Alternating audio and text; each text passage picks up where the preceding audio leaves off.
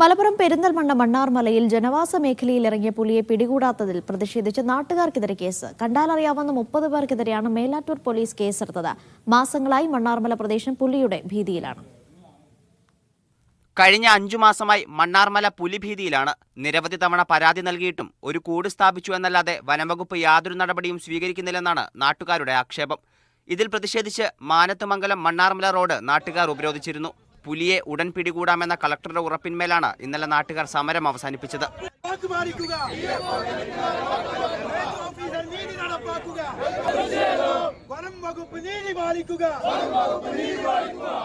ഈ സമരത്തിൽ പങ്കെടുത്ത കണ്ടാലറിയുന്ന 30 പേർക്കെതിരെയാണ് മേലാറ്റൂർ പോലീസ് കേസെടുത്തത്.